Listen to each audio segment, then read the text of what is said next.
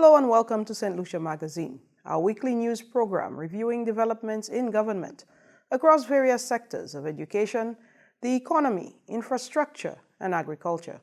I am your host, Kishma Serrier, and in this week's highlights, World Bank and CDB meet to discuss project implementations and developments for St. Lucia, and St. Lucia launches the Eland registry.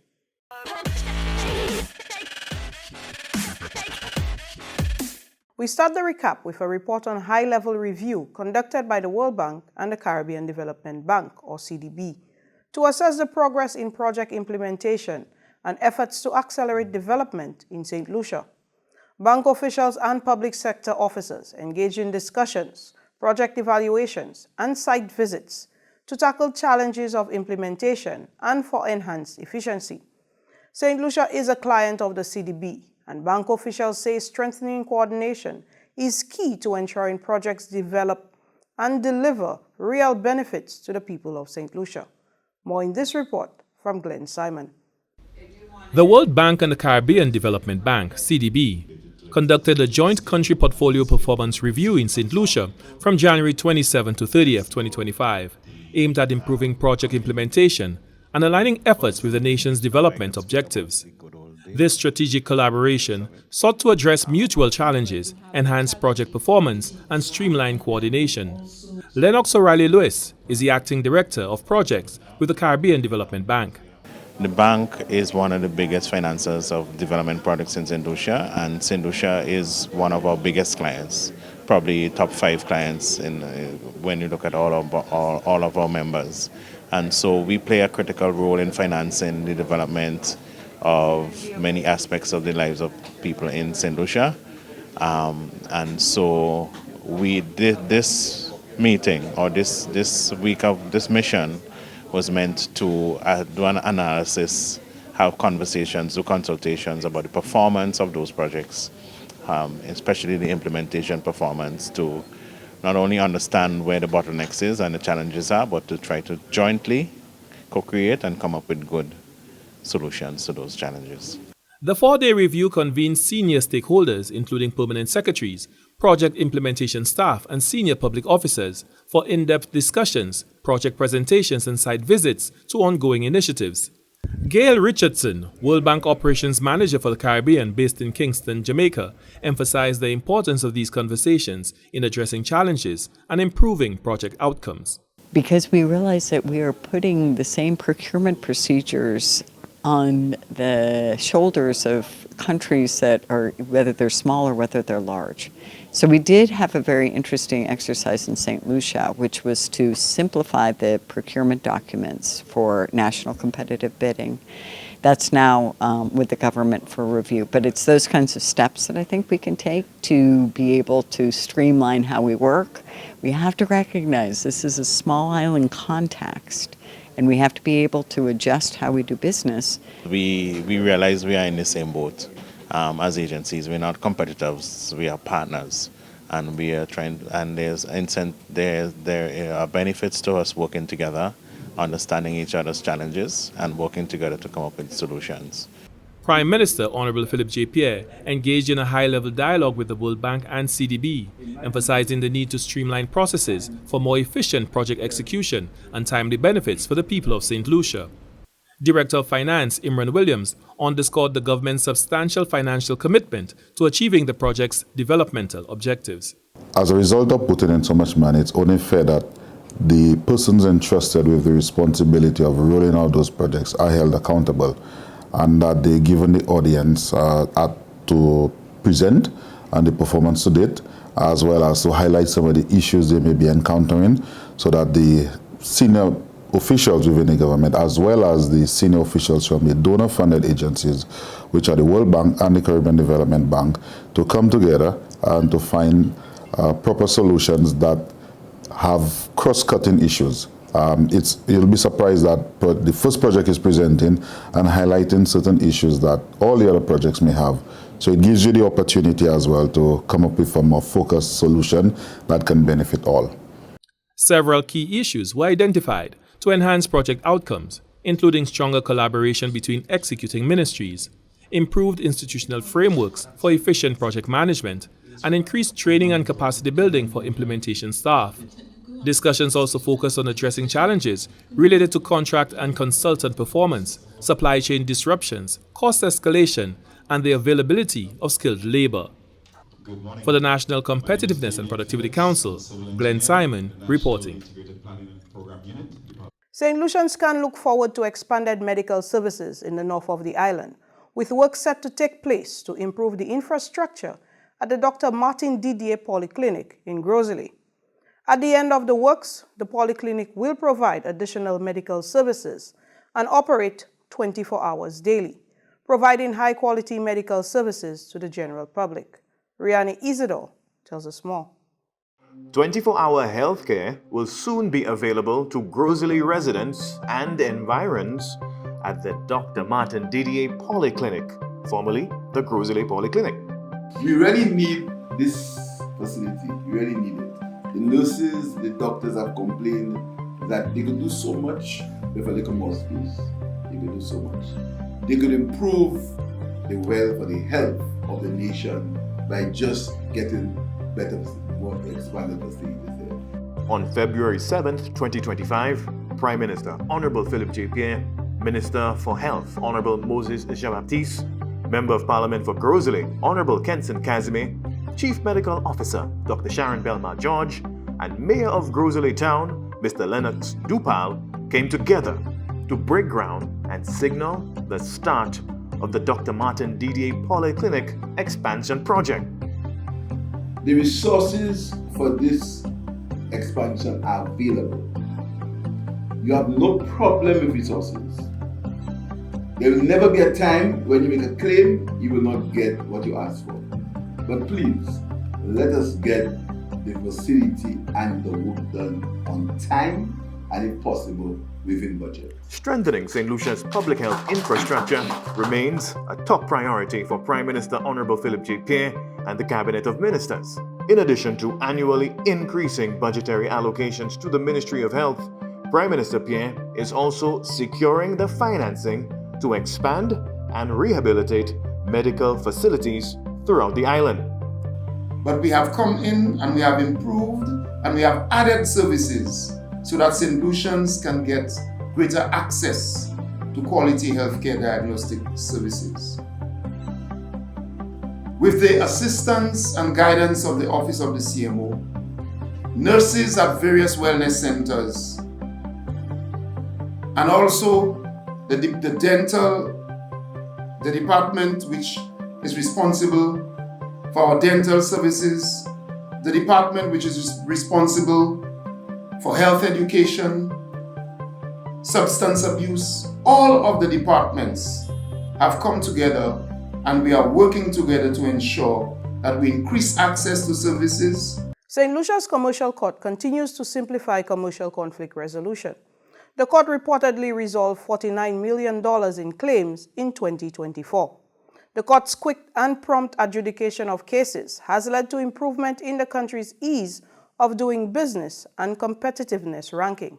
Glenn Simon has more in this report. St. Lucia's Commercial Court, officially known as the Commercial Division of the High Court, was inaugurated on January 20th, 2016.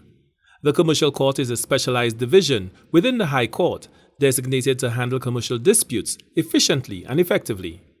Its primary purpose is to provide a streamlined judicial process for resolving business-related conflicts, ensuring a fair, transparent and timely adjudication of commercial cases. Registrar of the High Court, Daniel Francis, highlighted that the Commercial Court remains a valuable initiative that has significantly benefited both the judicial system and the people of St. Lucia. In terms of a value, for 2024 alone, we have seen an approximate $49 million in values of claims passed through the Commercial Court for that year. And we anticipate that the performance of the court will continue to meet and exceed that benchmark figure. The core functions of the Commercial Court include resolving business disputes, ensuring efficient case management, protecting business interests, supporting economic growth, and enforcing commercial laws. What we've seen over the last few years is that the Commercial Court, and in particular, has taken on matters beyond the strict commercial sense and aids the civil courts in matters involving just general civil practice and procedure. By providing a dedicated forum for business-related cases, the Commercial Court fosters a conducive environment for commerce and investment in St. Lucia. The National Competitiveness and Productivity Council, NCPC, played a pivotal role in establishing the court under a project funded by Compete Caribbean in collaboration with the Eastern Caribbean Supreme Court and the government of St. Lucia. NCPC Director Lisa Flora-Montoute stated that the Council continues to monitor the success of this initiative, which enhanced St. Lucia's competitiveness and improved its ease of doing business ranking. This has worked quite well in ensuring what I know that successive governments have been trying to ensure, the swift justice system, in ensuring that our litigation system is a lot faster. As you'd well be aware, court cases had been going on for quite some time, and it would take years to have cases solved. And so separating the commercial cases from the civil cases has been beneficial in ensuring that there's a separation and they are dealt with separately. So in terms of our competitiveness, we have improved. There has been an enhancement in our business environment. Given the court's success, the registrar expects its mandate to expand beyond commercial cases in the future. For the National Competitiveness and Productivity Council, Glenn Simon reporting. This is St. Lucia Magazine. Ahead, St. Lucia launches eLand Registry for transparency in land ownership. Stay with us. We'll be right back.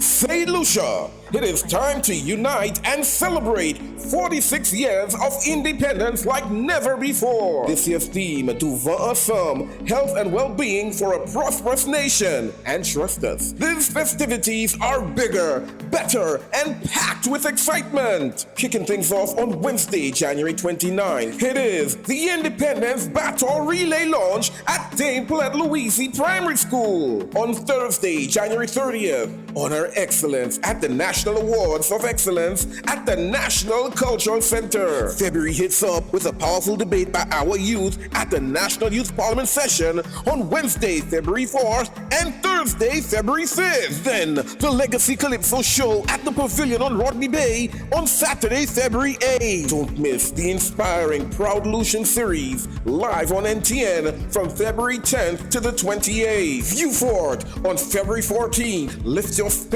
with praise and worship at Our Lady of Assumption, and explore the Business Expo on February 15th. Celebrate sports excellence with the 43rd National Sports Awards on Saturday, February 15th at the Pavilion in Rodney Bay. From Monday, February 17th to Friday, February 21st, it's the District Schools Rally happening across various districts island-wide. The inspiring Independence Lecture takes place at the Finance Administrative Center on Thursday, 20th. Friday, February 21st is a day to remember. Show off your patriotism on National Colors Day. Then head to Heroes Park for the raising of the flag and the dazzling fireworks display. Saturday, February 22nd, experience the pride of the military parade and National Independence Rally at the Mindu Phillip Park. Plus, enjoy delicious seafood at the Castries Fishery. On the Castries waterfront, feel the rush with Supermoto. Then, on Saturday, March 8th, raise your voices at the soul-stirring Independence Gospel Concert at the National Cultural Center. Wrap it all up with the prestigious investiture ceremony on Sunday, March 16th, live on NTN, honoring our nation's finest. St. Lucia, it is our time to shine. Join us as we celebrate health, well-being, and unity for a prosperous future. Follow at 758 Independence to view the full listing of activities to mark this year's Independence celebration. To ensemble, health and well-being for a prosperous nation. Welcome back. St. Lucia will carry out a National Risk Assessment, or NRA, in 2025 to assess its anti-money laundering and counter-financing frameworks. This assessment, together with preparations for the Caribbean Financial Action Task Force 5th round mutual evaluations, will analyze the country's progress to address deficiencies in implementing financial legislation. Glenn Simon tells us more. St. Lucia will conduct a National Risk Assessment, NRA, in 2025 to evaluate its anti-money laundering, counter-financing of terrorism, and counter-proliferation financing frameworks. This assessment will provide a comprehensive snapshot of the country's financial security landscape and measure progress since the last review. Simultaneously, the National Anti-Money Laundering Oversight Committee, NAMLOC, is preparing for the Caribbean Financial Action Task Force fifth-round mutual evaluations to assess the effectiveness of these frameworks. Juliana Alfred is the chair of NAMLOC. We have been meeting with stakeholders just to get a sense of where the agencies are, because we had ensured that agencies were aware of their deficiencies. We had worked with them to develop action plans, and so we want to know what is their progress. At the conclusion of the NRA, a sector-specific profile will be developed to guide NAMLOC in advancing the fifth-round mutual evaluation with a focus on effectiveness. Yes, St. Lucia passed a lot of laws over the last few years in relation to NAMLOC. But how effective is the country in terms of our implementation mechanisms?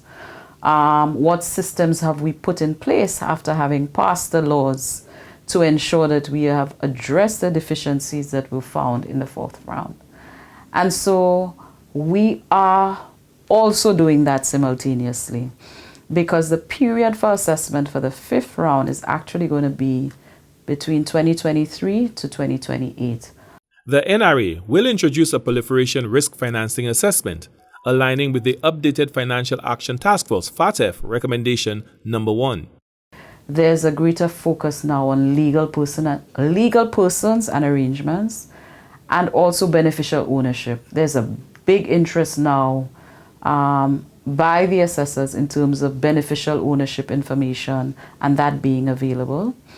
There's also a greater focus in this time around in terms of our NPO sector, non-profit sector, and the arrangements that are in place to monitor and regulate that sector. So the work continues for NAMLOC, and it's pretty intensive. NAMLOC remains committed to ensuring St. Lucia's compliance with the evolving financial regulations. Faith-based and non-profit organizations will face increased scrutiny to identify and address gaps in the national risk assessment. For the National Competitiveness and Productivity Council, Glenn Simon reporting. Access to land is a vital component of development, influencing investments in home ownership, entrepreneurship, and the like. St. Lucia has taken a significant step toward modernizing land administration with the establishment of an e-land registry system. The program intends to increase the efficiency, transparency, and accessibility of land registry services from anywhere in the world. Glenn Simon tells us more. Access to land is a cornerstone of sustainable development, fostering economic empowerment, social stability, and environmental conservation. Efficient land administration ensures transparency, reduces disputes, and attracts investment, key factors in national growth and resilience. Recognizing the need for modernization, the Department of Public Service through the Caribbean Digital Transformation Project, CARDIP, has partnered with the Department of Physical Development to implement an e-land registry system for St. Lucia. As part of this initiative, a stakeholder consultation was held on Friday, February 7th, to discuss the consultancy services required for developing and implementing the system's technical framework. Sherilyn Monrose Gustave, project manager for CARDIP, emphasized that the e-land registry aligns seamlessly with CARDIP's objectives of expanding access to digital services, technologies, and skills for government agencies, businesses, and individuals. The e-land registry information system is part of two activities under the CARDIP, valued at about 1.9 million US. The activity is expected to last about 19 months, and during that time, the consultants will be conducting the technical requirements, developing the technical requirements to inform the implementation of the system, but they will also be providing support in terms of contract management. There is a huge aspect which deals with change management and sensitization for both the public and the private sector the staff from the Department of Physical Development, as well as capacity building for the system. So we are super excited about this. This, I think, has been a long time coming. Registrar of Land Savita Chandler highlighted that one of the key advantages of an e-land registry system is the ability to access land registry services from anywhere in the world. This increased access will significantly enhance the efficiency and productivity of the Department of Physical Development. She also underscored the critical role of the land registry in the lives of everyday St. Lucians, emphasizing its impact on property ownership, security of tenure, and economic opportunities. Land registry, I think, is the roots, is the key for almost any transaction. People come in for simple things, for connection, for Lucia and water, mortgages. You can't transact without access to the land registries. I think it's super important and integral to many different business services on Ireland. The consultation brought together key stakeholders, including lead consultant RMSI Private Limited from India, sub-consultant Datashaw from St. Lucia, the project manager from CATIP, and a team from the Department of Physical Development, led by the Deputy Permanent Secretary. Dr. Senthil Rajendran, project team leader for RMSI, expressed enthusiasm for the development of a robust and reliable e-land registry system for St. Lucia. So when we talk about land, we are talking directly about the economic development of the country. There are multiple stakeholders around the land registration departments, right from police department, taxation department, planning department, urban planning and development. So many other departments are revolving around the land and land registration. So be it Invest St. Lucia. So the Invest St. Lucia is one of the key stakeholders for the land registration as well. Like the foreign direct investments that is coming into the country, foreigners investing in the properties, buying lands, they all need a very reliable source of land information, which is very, very important, which is going to drive the economy of the country itself. The government of St. Lucia remains committed to leveraging digital innovation to enhance public service delivery and drive sustainable economic development. For the National Competitiveness and Productivity Council, Glenn Simon reporting. When we come back, Lucia demonstrates its power of caring with the donation of a classroom for special education. Stay with us. Welcome to St. Lucia's Security Interest in Movable Properties Registry, or Collateral Registry, a trusted platform for securing loans with movable assets like machinery, vehicles, or receivables. Financial institutions register their security lien over assets, providing transparency for both lenders and borrowers. Before issuing a loan, lenders can quickly search for existing liens on an asset to avoid conflicts. Being first to register typically means priority in claims if a default occurs. After a loan is paid off, the corresponding lien is removed from the registry. This innovative system fosters transparency, safeguards rights, and enables businesses to leverage their assets for growth. Enhance your financial access using movable collateral. Speak to your lender today. For more information, contact the St. Lucia High Court at 468-7500. The St. Lucia National Conservation Fund, in partnership with the Department of Fisheries, has launched new communication materials to promote conservation and livelihood programs in Savans Bay, Vieux Fort. The materials address sustainable practices, particularly in the growing sea moss sector, and raising awareness of the long-term environmental and economic benefits for St. Lucia. Zarek Felix tells us more. The St. Lucia National Conservation Fund, in collaboration with the Department of Fisheries, has officially launched new communications material aimed at enhancing the effective management of Savans Bay within the Point Sable Environmental Protection Area. This initiative, unveiled at the media launch, seeks to bolster conservation efforts while simultaneously supporting livelihood in the region. Savans Bay is a vital ecological and economic hub, home to an integral mangrove system, coral reefs, seagrass beds, and thriving sea moss sector. Recognizing its importance, SLU-NCF and the Department of Fisheries have introduced educational and promotional material designed to strengthen the protection of the area's biodiversity and encourage sustainable practices among stakeholders. A key focus of this initiative is the sustainable management of the CMOS sector in Savans Bay, which have seen significant growth in St. Lucia.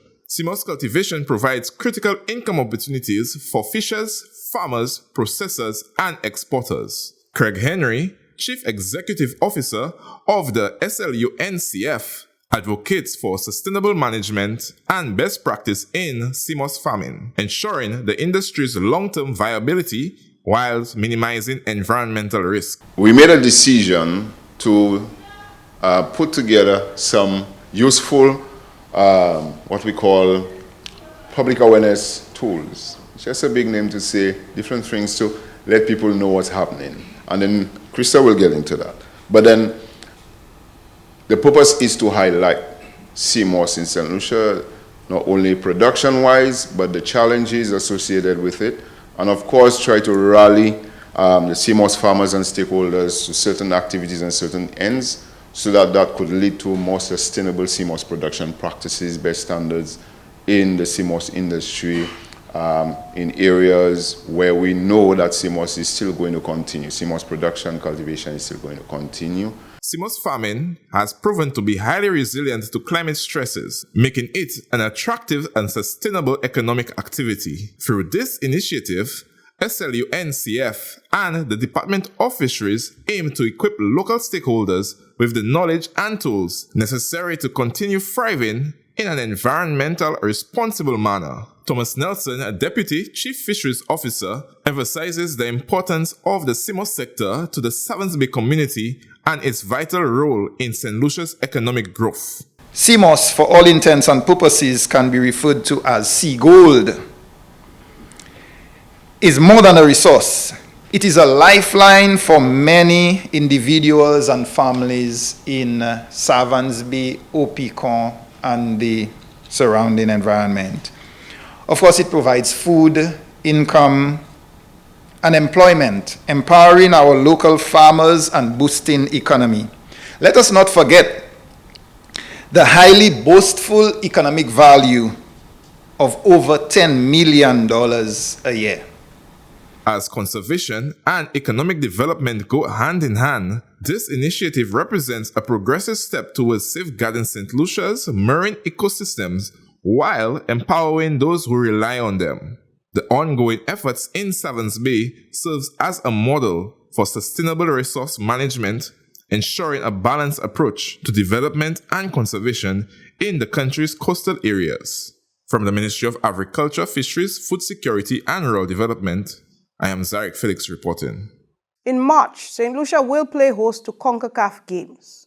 Ryan O'Brien tells us more about the Ministry of Youth and Sports' preparation for the event.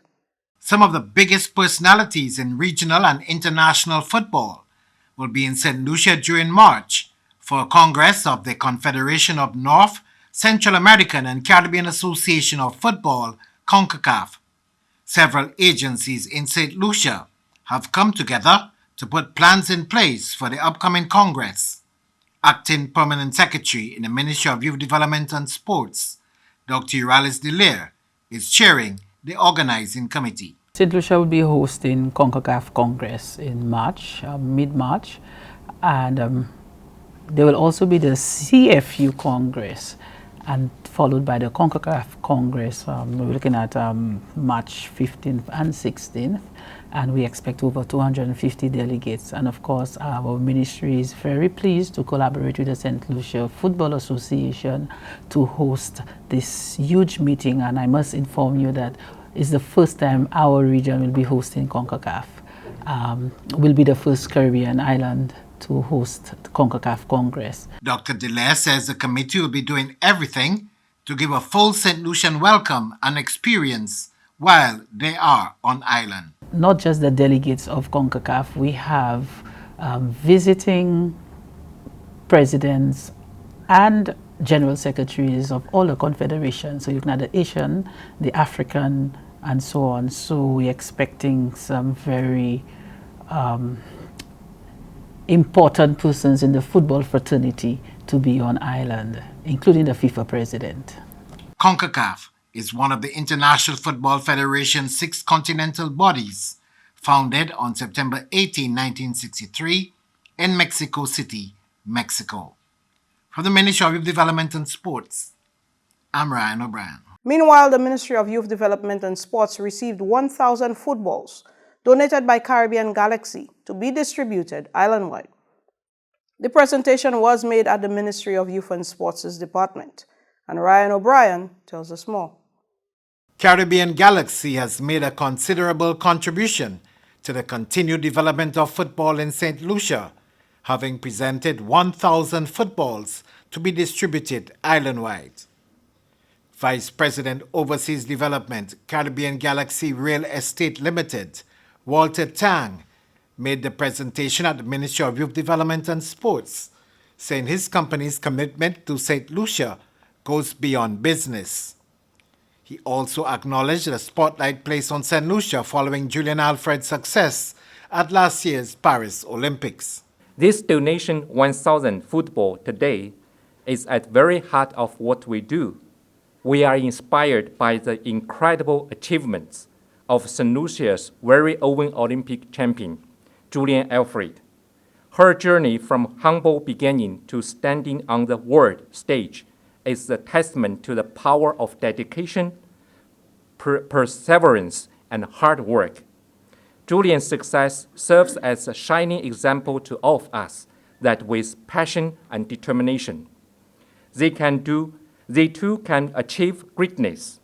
Her story is a beacon of hope and motivation, reminding every young person that no dream is too big and no goal is out of reach. Minister responsible for Youth Development and Sports, the Honorable Kenson Casimir, thanked Caribbean Galaxy for their initiative and urged them to continue supporting sports development in St. Lucia. For me as minister, I'm indeed proud and I'm indeed confident that the many, many communities that require footballs to hone in on the skills of the young people will benefit from this contribution that you have made.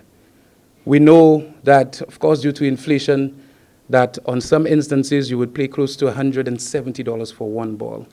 And so to donate 1,000 balls throughout our communities is a significant impact to our sporting development in this country.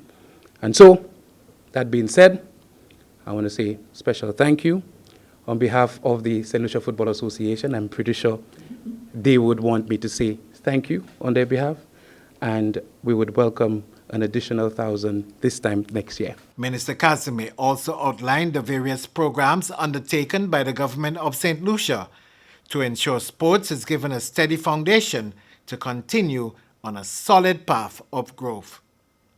From the Ministry of Youth Development and Sports, I'm Ryan O'Brien. The St. Lucia Electricity Services Limited, or LUCILEC, has made a contribution to the establishment of a special education classroom at the Viewfort Infant School. The project, supported by District 6, saw the involvement of greenscape, landscapes, and construction, and several volunteers dedicated their time to the refurbishment of the specially designed learning space.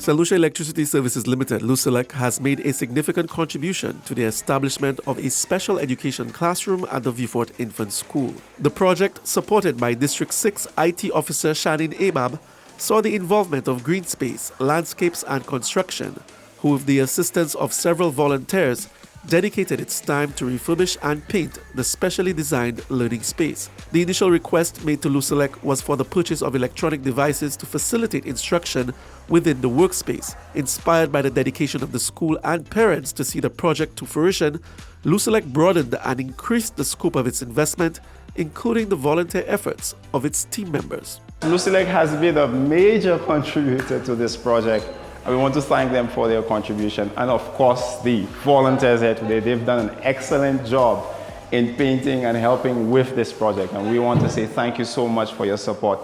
Of course, your continued support towards education and improving the lifestyles of children, especially in the times that we live. LUCILEC volunteer Sherry Etienne expressed her motivation to be part of the volunteer painting crew from the company. I thought it was so important for me to give my time here today because this initiative to help out students, which are the future of this country, the future of the world, is very important. We want to create spaces where children feel comfortable whilst learning, where children can absorb as much knowledge as possible. The Student Support Special Education Resource Room is designed to meet the unique learning needs of 25 students. That includes specially selected paint, lighting, furniture, sensory devices and tools, and innovative technology to ensure students can learn without negative impact on their sensory sensitivities. Team Lucia happily contributed funds towards these efforts, including the installation of air conditioning units for the classroom. Speaking at the official opening of the space, Lucia Senior Manager, Corporate Communications Omari Frederick, emphasized the company's commitment to provide young people with opportunities for success. We are driven by a purpose, a heartfelt purpose, to give you the power to thrive every day in every way. And how do we do that? By enriching our communities. And when we speak about communities, we speak about the future of our communities, which are the bright and beautiful young people sitting before us today. It is our obligation as a citizenry, it is our obligation as a corporate entity and corporate citizens as well to support the growth and development of our young people by creating avenues and opportunities for inclusion, avenues and opportunities for the creation of safe spaces where you young people can learn, can engage, can develop, and can derive value from your experiences every day. With this, we come to the end of St. Lucia Magazine. Thank you to all who contributed to the production of this program: the National Television Network, GIS team, and the communication officers of the various ministries. Thank you for joining us on NTN Channel 122 and the social media pages of the Government of St. Lucia. I am Kishma Serie. Until next time, stay informed, stay engaged, as we look forward to more positive developments in the coming week.